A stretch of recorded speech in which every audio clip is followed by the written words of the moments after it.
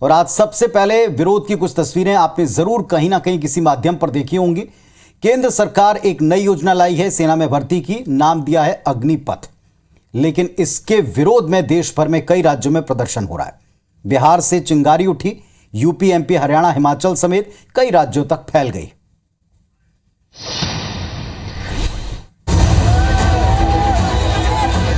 देश की तीनों सेनाओं में भर्ती के लिए लाई गई केंद्र सरकार की अग्निपथ योजना का युवा विरोध कर रहे हैं। बिहार के जहानाबाद जिले से शुरू हुआ ये प्रदर्शन अब अन्य राज्यों तक फैल चुका है। आज कई इलाकों में आगजनी, पत्थरबाजी हुई।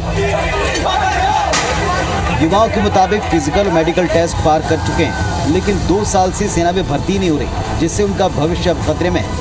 तो हमारी मांग यही है, एक तो टूर ऑफ ड्यूटी का भी विरोध करते हैं और उम्र में आज 2 साल की जो हमारी वो नुकसान हुआ है, हमें उसमें छूट दी जाए और 23 साल का जो क्राइटेरिया है उसको बरकरार रखा जाए। मध्य प्रदेश के ग्वालियर में भी 200 से ज्यादा छात्रों ने चक्का जाम कर अपना विरोध जताया है। कई जगह आगजनी की घटनाएं भी हुई। प्रदर्शनकारियों की मांग है कि अग्निपथ योजना वापस ली जाए।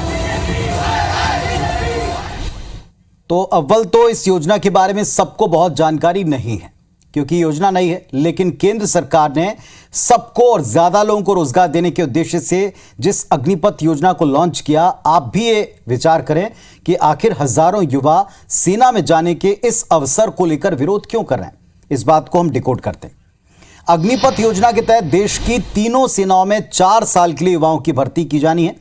योजना के तहत 17 से 21 साल के युवाओं को सेना में भर्ती का अवसर मिलेगा।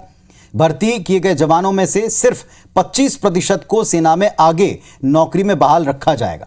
लेकिन विरोध इसी बात पर है कि बाकी 75% युवाओं को 4 साल की नौकरी के बाद बाहर होना पड़ेगा। रिटायर्ड युवा आखिर क्या करेंगे, ये सवाल उठा रहे हैं आज के यूथ जो विरोध कर रहे हैं। 4 साल की नौकरी में 6 महीने की ट्रेनिंग बीत जाएगी। क्या 3.5 साल की ट्रेनिंग वाला अग्निवीर देश की सुरक्षा के काबिल होगा, ये भी एक सवाल। चलिए, इन सब के अलावा बीते 2 साल से सेना में भर्तियां अटकी पड़ी हैं। युवा ये कहते हैं जो सड़क पर उतरे हैं कि वो फिजिकल और मेडिकल पास कर चुके हैं, लेकिन भर्ती आगे बढ़ नहीं रही और ऐसे में वो ओवर एज हो रहे हैं। नतीजा प्रदर्शन के तौर पर सारे देश में हमने एक विरोध का बवंडर देखा है। अब ये फैलता है, सिमटता है या फिर इस पर राजनीति होती है, आने वाले दिन बताएंगे।